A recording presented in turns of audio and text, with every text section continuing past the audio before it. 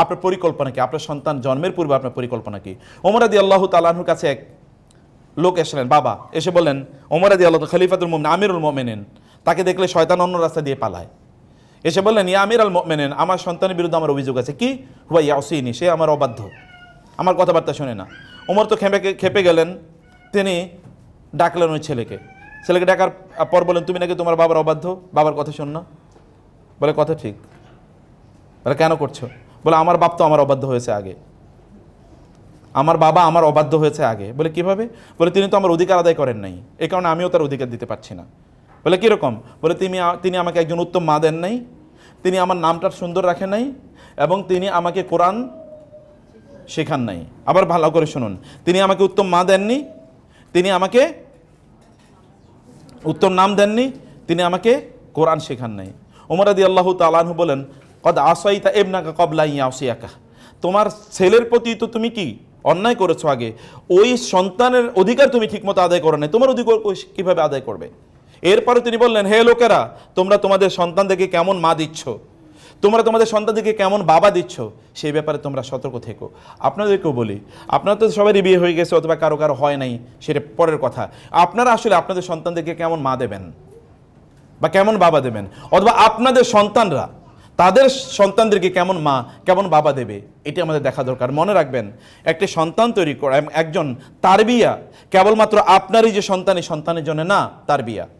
তারবিয়া হচ্ছে আপনার সন্তানের পরবর্তী প্রজন্ম যারা আছে, আপনার সন্তানদের সন্তান হবে না? আপনি যদি আপনার সন্তানের ব্যাপারে আনমাইন্ডফুল থাকেন, কেবল দুনিয়া নিয়ে ব্যস্ত থাকেন, অথবা দুনিয়ার ব্যাপারে তার সামনে আলোচনা করেন, ও তো তার সন্তানদের সাথে এরকমই আলোচনা করবে। যায় দিন তো ভালো যায়, এরপরের দিনটা কি? পরের দিনটা কি খারাপ না ভালো? খারাপ। এটা তো আমি বলিনি, এটা রাসূল সাল্লাল্লাহু আলাইহি ওয়াসাল্লাম বলেছেন, সহিহ হাদিস। পরের দিনগুলো খারাপ দিন আসবে। অথবা আপনার বাপ দাদাদের, আপনার মা, আপনার বাবা, আপনার দাদি, আপনার দাদা, অথবা আপনার নানি নানা, তাদের জীবনগুলো আপনাদের চেয়ে বা আমাদের চেয়ে ভালো ছিল। এই যে একটা সিচুয়েশন, এই সিচুয়েশন যেটা বলছিলাম, যে আপনি আপনার সন্তানদেরকে তৈরি করা মানে হচ্ছে, মনে রাখবেন, আপনি কিন্তু একটা জেনারেশন তৈরি করছেন, আপনি কিন্তু পরবর্তী প্রজন্ম তৈরি করছেন, ওমর রাদিয়াল্লাহু তাআলা আনহু, তিনি রাতের বেলা ভিজিলেন্সে ছিলেন তিনি, এবং আপনারা জানেন সেই কাহিনী। তিনি একটা যাচ্ছিলেন, শুনলেন যে একজন নারী, তিনি তার কন্যাকে লক্ষ্য করে বললেন যে দুধের মধ্যে একটু পানি মেশাও। মেয়েটি বলেছে, না, মিশাতে পারবো না। কেন? বলে, তুমি কি শোনো না আমিরুল মুমিনিন নিষেধ করেছে দুধের সাথে পানি মিশিয়ে বেচা যাবে না? বলে, কোথায় আমিরুল মুমিনিন, এত গভীর রাতে আমিরুল মুমিনিন এখানে কোথায় আসবে? তখন ওমর রাদিয়াল্লাহু তাআলা আনহু, তিনি খলিফা, বলেন, মা, এটা তো আজীব জিনিস, তুমি ওমরকে ভয় পাও, কিন্তু ওমরের রবকে ভয় পাও না। ওমর দেখেননি দেখে কি হয়েছে, ওমর রব কি দেখেন নাই? ওমর রাদিয়াল্লাহু তাআলা সেখান থেকে দ্রুত তিনি চলে গেলেন। ফজরের পর তিনি ডাকলেন, এই ঘরটা সেল করো, যেন ঘরটা আইডেন্টিফাই করা যায়। সকালবেলা তাদেরকে ডাকলেন, মা এবং মেয়েকে। মা তো ভয় পেয়ে গেছেন, মা ছিলেন গোয়ালিনী। বলেন যে, এই গত রাতে এরকম কথা শুনেছি, কেন এটা বলেছ? বলে, ইয়া আমিরুল মুমিনিন, আমার স্বামী মারা গেছে, আমার কেউ নাই, এই যে মেয়েটাই আছে, ওদেরকে লালন পালন করতে আমার খুব কষ্ট, একটুটুকু দুধ বিক্রি করে সংসার চলেন, এই কারণে বলেছি একটু পানি মেশানোর কথা। ওমর রাদিয়াল্লাহু তাআলা তিনি আক্ষেপ করেন, আরে আমি জানি না আমার খেলাফতে এরকম একটা পরিবার আছে যাদের এত কষ্টে আছে। তিনি বলেন, এটা তো আমার ব্যর্থতা। তিনি তাদের জন্য প্রচুর পরিমাণ খাদ্যের ব্যবস্থা করে দিলেন। এবার বলেন, তোমরা চলে যাও, ঠিক আছে, ব্যবস্থা করে দিলেন।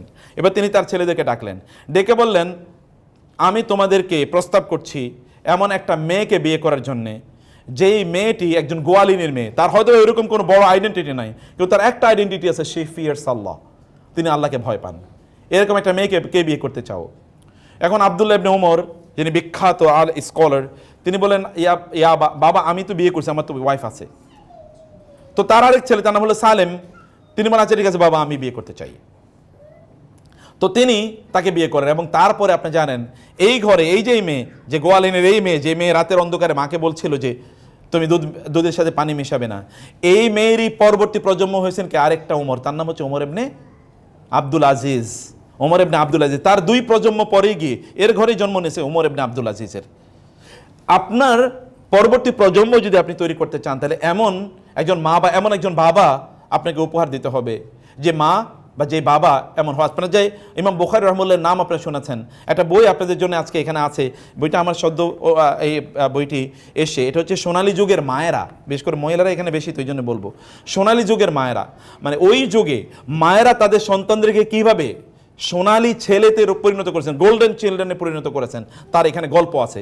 এখানে গল্প আছে আব্দুল্লাহ ইবনে আব্বাস রাদিয়াল্লাহু তাআলা আনহু মা কিভাবে আব্দুল্লাহ ইবনে আব্বাসের মতো জগৎ বিখ্যাত ইসলামিক স্কলার, মানে কোরআনের তিনি সাহাবী, কিন্তু তিনি ছিলেন জুনিয়র সাহাবী, 10, 11, 12 বছরের।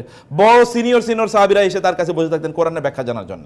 তাহলে কিভাবে তৈরি হতেন? He is the making of his mother, he is the making of his mother. অথবা আব্দুল্লাহ ইবনে উমরের কথা বলছি, অথবা পরবর্তী ইমাম আবু হানিফা, ইমাম শাফি, ইমাম আহমদ ইবনে হাম্বল বা ইমাম বুখারী রাহিমাহুল্লাহ এর কথা। ইমাম বুখারী রাহিমাহুল্লাহর গল্প বলা হয় যে তার বাবা তিনি একটা জায়গায় একটা মানে একটা বাগানে তিনি কাজ করতেন। তো ওই বাগানে একজন বাগানের মালিক, যে ওই বাগানের মালিক, ওইখানে তিনি তার মেহমান গেলেন।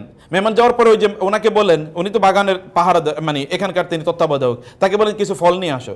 তিনি প্রথমে ফল নিয়ে আসলেন। ফলগুলো খাওয়ার পরে দেখলো ফলগুলো টক। তুমি ফল, আরে মিষ্টি ফল নিয়ে আসো। আবার ফল নিয়ে আসেন, ওইটাও টক। আরটা নিয়ে আসেন, ওইটাও টক। মিয়া তোমাকে বলছি মিষ্টি ফল আনতে, তুমি এগুলো কি আনছো? বলে আপনার বাগানের ফল কোনটা মিষ্টি এটা কি আমি জানি নাকি? যেটা সামনে পাইছি এটি তো নিয়ে এসছি। বলে বলো কি জানো না, মানে তুমি এখানকার দায়িত্বশীল। বলে আপনি তো আমাকে অনুমতি দেন না এখানকার ফল খাওয়ার জন্য, আমি তো এখানকার ফল কোনোদিনই খেয়ে দেখি নাই, কোনটা মিষ্টি কোনটা মিষ্টি না এটা তো আমি কোনোদিন খেয়ে দেখি নাই। তো তাদের সন্তানই তো ইমাম বুখারী হবে নাকি? যখন তার বাবা যখন মারা যান তখন ইমাম বুখারীর বয়স হচ্ছে 2 বছর। তার মা চিন্তা করলেন, তার বড় ভাইয়ের বয়স 5 বছর। মা চিন্তা করেন আমি বিধবা মানুষ, আমার সন্তানকে আমি কি করব? এদেরকে আমাকে অনেক বড় স্কলার বানানো দরকার, আলেম বানানো দরকার। তিনি তাদেরকে নিয়ে গেলেন মক্কায়। ওইখানে এই পরিস্থিতি তিনি, এবং এখানে ইমাম বুখারী পিচ্ছি বুখারীকে ওখানে রেখে আসলেন, কারণ ওখানে সকল বড় বড় আলেমরা ওখানে আছেন। তাদের তত্ত্বাবধানে তিনি যেন আলেম হয়ে বই উঠেন।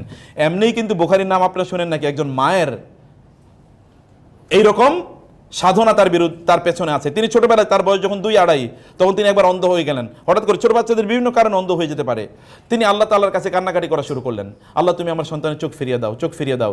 গভীর রাতে একদিন তিনি কান্না করছেন, হঠাৎ করে তার ছেলে জেগে উঠে বলেন, মা আমি তো চোখে দেখতে পাচ্ছি, মা আমি তো চোখে দেখতে পাচ্ছি। মা এর কাছে দৌড়ে আসলেন। মা জানতেন, দীপ্ত ধীরে ধীরে ছেলের কাছে এগিয়ে গেলেন, কারণ মা জানতেন তিনি আল্লাহর কাছে দোয়া করেছেন, এই দোয়া তো বিফলে যেতে পারে না, ব্যর্থ হতে পারে না। আমরা হলো তারে বাবা তাই নাকি, বলো কি না, তিনি জানেন যে আল্লাহর কাছে তিনি দোয়া করছেন, এই আত্মবিশ্বাস নিয়ে তিনি আল্লাহর কাছে দোয়া করেছিলেন। এরকম অনেক ঘটনা আছে। সন্তানদেরকে কীভাবে প্রতিপালন করতে, মায়েদের কাজ কি, দায়িত্ব কি, সকল মায়েদের জিনিসটি ভালো করে বোঝা দরকার এবং পড়া দরকার।